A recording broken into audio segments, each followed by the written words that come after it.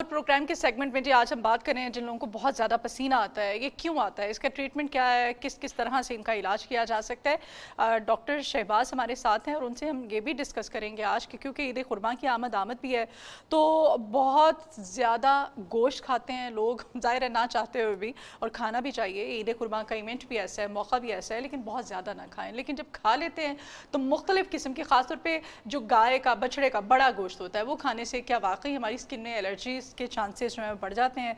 गर्मी भी बहुत ज़्यादा है।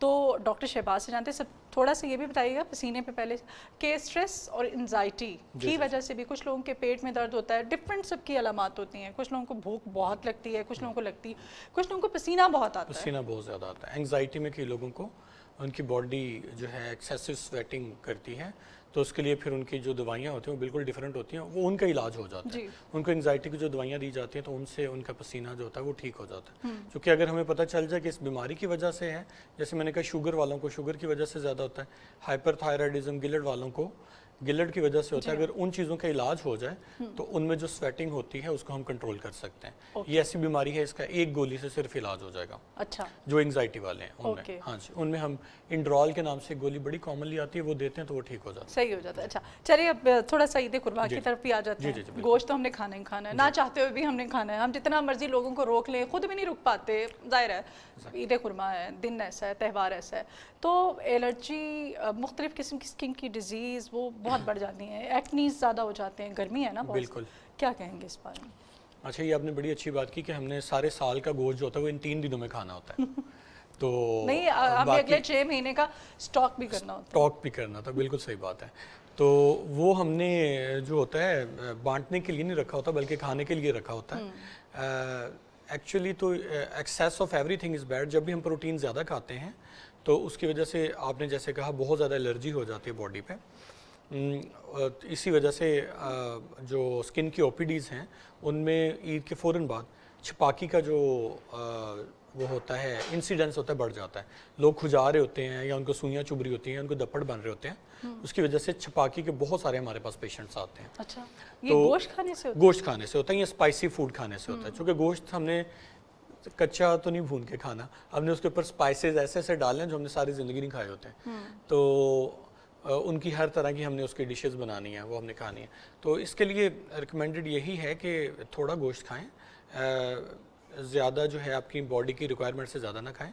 1 to 2 ग्राम जो है वो बॉडी की रिक्वायरमेंट होती है पर केजी के हिसाब से, उससे ज़्यादा नहीं खाना चाहिए। यानी कि अगर एक 50 किलो का बंदा है तो उसको 100 ग्राम मैक्सिमम खाना चाहिए। एक पाव गोश्त खा, हाँ जी, नहीं एक पाव तो कोई बन जाता है 250 ग्राम बनता है। अच्छा अच्छा, हाँ जी, अच्छा, पाव भी ना खाए यार, नहीं तो हमारे यहाँ तो किलो किलो खा जाते, थोड़ा सा खाना चाहिए। उसके बाद फिर उन्हीं को जो है मसाइल शुरू होते हैं, उन्हीं का पेट खराब होता है, उन्हीं का जो है कहते हैं अच्छा भला बंदा था, किलो गोश्त खा के आया, पता नहीं कैसे उसको दिल का अटैक हो गया।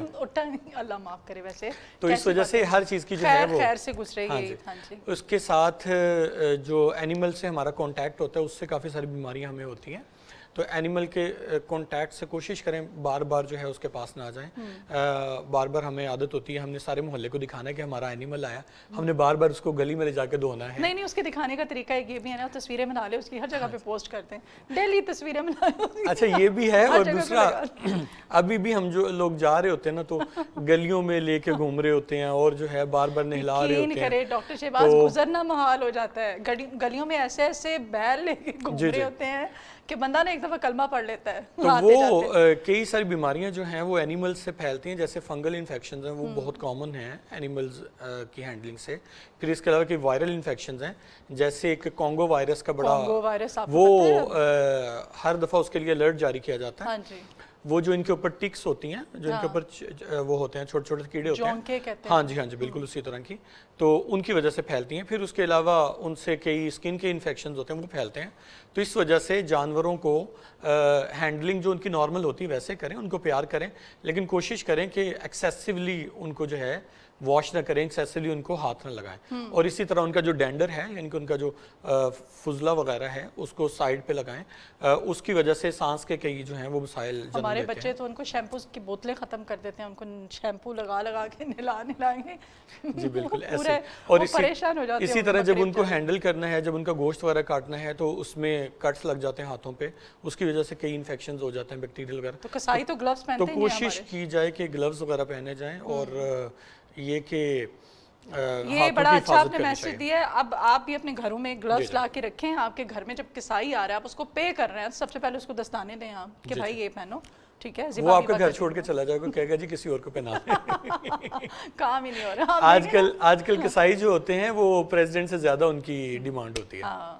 نخرا ہوتا ہے نا ان کا, ظاہر ہے بکنگ. اس کے علاوہ کچھ وائرل انفیکشنز ہوتے ہیں, جیسے پھوڑے وغیرہ بعض اوقات ان کے بنے ہوتے ہیں جانوروں کے, تو وہ ان کا پانی جب ہماری باڈی پہ لگتا ہے تو ہماری بھی انگلیوں پہ آ جاتا ہے. اچھا ٹھیک ہے. اور جانور پھر لیتے وقت, خریدتے وقت کن چیزوں کو اسکن میں, اب ہمیں تو نہیں پتا کیا کیا خدا بالکل دیکھنا چاہیے کہ اسکن کے اندر کسی قسم کا اللہ نہ کرے کوئی کیڑے وغیرہ تو نہیں, اسی طرح جیسے ہم نے بات کی پڑے ہوئے ہیں, یا کوئی جو ان کی اسکن کے اوپر کوئی خشکی وغیرہ تو نہیں ہے, یا کوئی چھالے وغیرہ تو نہیں بنے ہوئے ہیں, کوئی ریشہ تو نہیں آ رہا. یہ ساری چیزیں دیکھنی چاہیے چونکہ وہ ایک دوسرے سے لگتے ہیں, کمیونیکیبل ڈیزیزز ہوتی ہیں وہ لگتی ہیں, تو ان ساری چیزوں کا دھیان رکھنا چاہیے. اور خاص طور پہ جب ہم بکرا منڈی, مویشی منڈی میں جاتے ہیں, جب تو اپنے بچوں کو بھی ساتھ لے جاتے ہیں, کوئی ماسک نہیں پہنے ہوتے ہیں کوئی وہاں پہ, اور وہاں پہ کتنا زیادہ خطرہ ہوتا ہے, یہ بھی کچھ گائیڈ کریں, ہمیں سجیسٹ کریں. دیکھیں ادھر ایک تو گرد و غبار کی وجہ سے سانس کا مسئلہ ہوتا ہے, اسکن کے الرجیز ہوتی ہیں, پھر اس کے علاوہ جیسے ہم نے بات کی کہ ان کا جو فضلہ ہوتا ہے اس میں طرح طرح کے جو ہیں وہ جرمز ہوتے ہیں, فنگل انفیکشنز اس کی وجہ سے ہو جاتے ہیں, اس کی وجہ سے بھی سانس کا مسئلہ ہوتا ہے. پھر جو ہے ادھر اگر ان کو بار بار ٹچ کرتے ہیں تو ان کی باڈی کے انفیکشن جو ہیں وہ ہماری باڈی پہ ٹرانسمٹ ہوتے ہیں. جہاں پہ بھی جو ہے زیادہ تعداد میں جانور اکٹھے ہوں گے وہاں پہ وائرل انفیکشنز کا انسیڈنس بڑھ جاتا ہے. تو اس وجہ سے کوشش کریں کہ کم سے کم لوگ جائیں, اور اگر کوئی جو اللہ نہ کرے کسی کا اگر کوئی ایسا انفیکشن ہو جائے تو اس کو تھوڑے دنوں کے لیے سائڈ پہ کر دیں تاکہ وہ آگے نہ پھیلے. ٹھیک ہو جائے. صحیح. اچھا گوشت کی ہم بات کر رہے تھے, کھانا جو ہے کتنی اماؤنٹ میں کھانا چاہیے, اور پھر کس طرح سے ایک دن میں کتنا کنزیوم ہماری باڈی کر سکتی ہے, ڈائجسٹ کر سکتی ہے. پروٹین جو ہے وہ ہم لوگ کلیجی سے شروع ہوتے ہیں, جی جی جی بالکل, جس وقت قربانی شروع ہوتی ہے, اور پھر وہ ہم رات باربیکیو پہ بھی اینڈ نہیں ہوتا. نمکین گوشت, اور پھر اس کے علاوہ کباب. نہیں میں بہت کم گوشت کھاتا ہوں, میں زیادہ تر سبزی خور ہوں. اچھا جی, یہ ساری جو ورائٹیز ہیں ان کو ایک ہی دن میں بنا کے ایک ہی دن میں ٹیسٹ نہیں کرنا چاہیے, تھوڑا تھوڑا سا کر کے کھائیں ضرور, ممانعت نہیں ہے, لیکن یہ کہ ایک دن میں ہی سارا جو ہے وہ فریج نہ ختم کریں, تھوڑا تھوڑا کر کے کھائیں.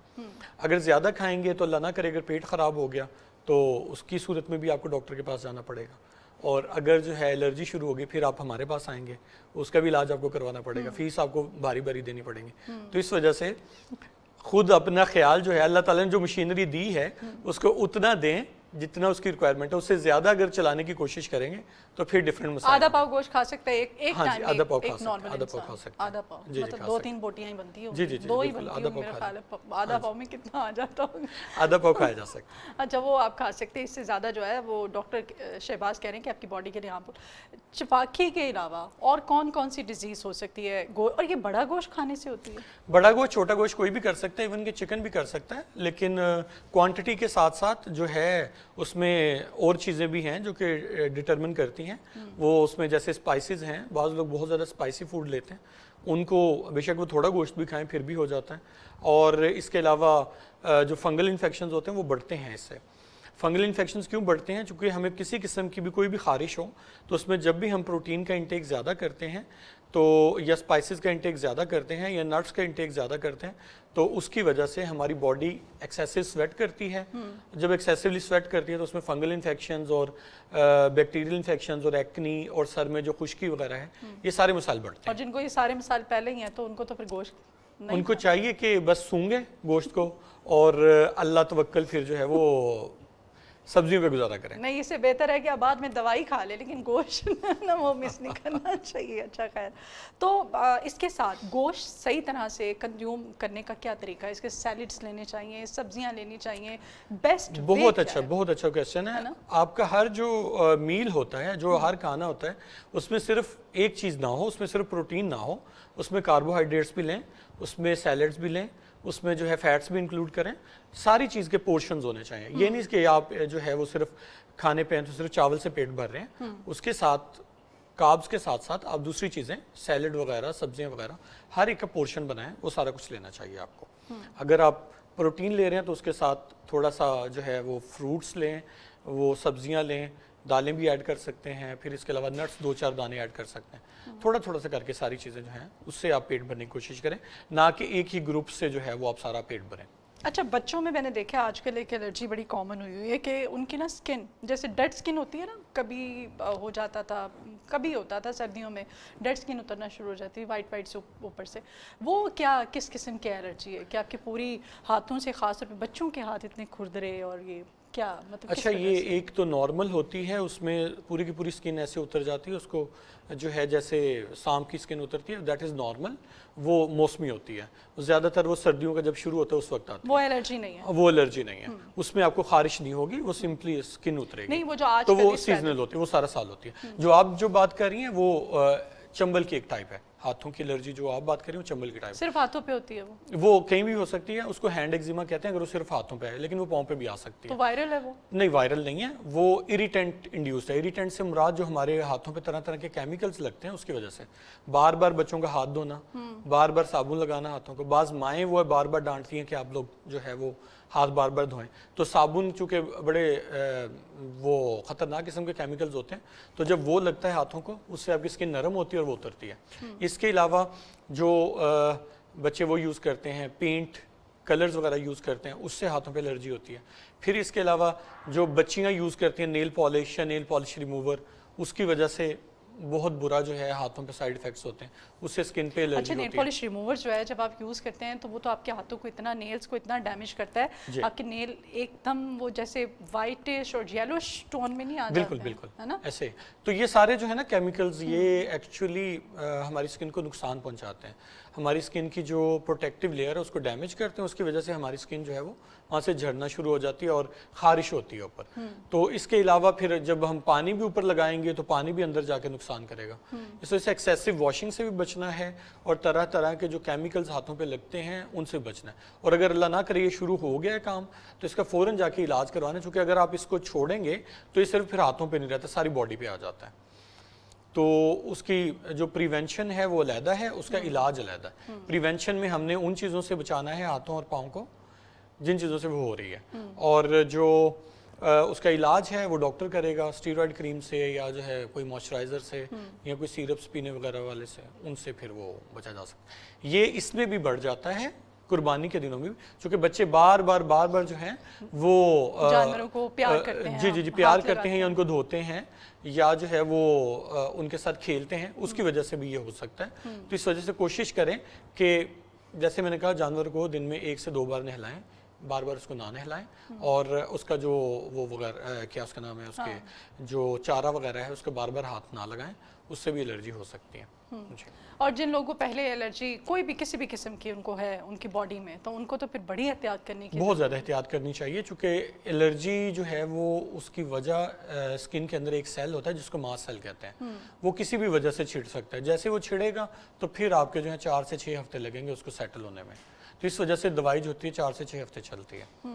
اس کے لیے خطرناک قسم کی پھر دوائیاں بعض کا دینا پڑ سکتی ہیں, جیسے الرجی کی دوائیوں کے علاوہ اسٹیرائڈز دینے پڑ سکتے ہیں. اچھا, ڈاکٹر شہباز کہتے ہیں کہ گوشت کے اندر بھی مختلف قسم کے بلڈ میں ظاہر ہے اس میں بیکٹیریاز ہوتے ہیں. جی بالکل. ہم جب کسائی چلا جاتا ہے گوشت, وہ جو ہم خود خواتین کی بھی ایک بڑی ذمہ داری ہوتی ہے, آپ نے اس کو پھر اس کے حصے بنانے ہیں, اس کو فریز کرنا ہے, اس کو پکانا ہے, اس کو, وہ بھی بڑا ایک ہائیجین کا ایک مسئلہ, ایک پروسیس ہے, وہ بھی اس کا ہم نہیں خیال رکھتے عمومی طور پہ گھروں میں.